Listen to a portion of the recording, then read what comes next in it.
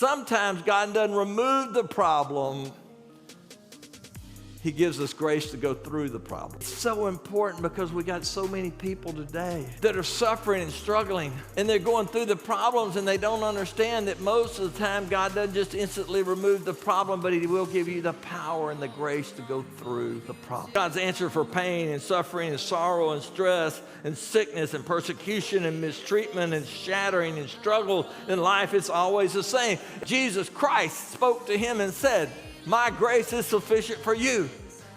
He's speaking to me, he's speaking to you. The same grace that was sufficient for Paul. He said, whatever you're going through, Journey Church, whatever you're going through, Pastor James, whatever it is, he said, I want you to know that my grace is sufficient for you. My strength is made perfect in your weakness. In other words, when you're weak, I am strong. God said, I've tailor-made the strength and power you need to go through it. He says, it doesn't matter what it is, I'm going to tailor-make it for you.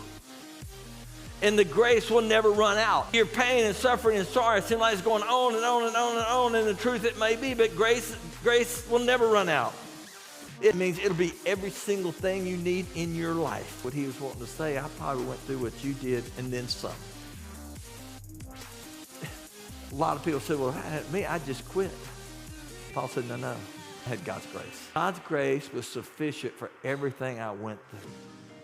Now listen, God's grace was not only sufficient, it was perfect. It was so perfect in spite of everything else they did with Paul.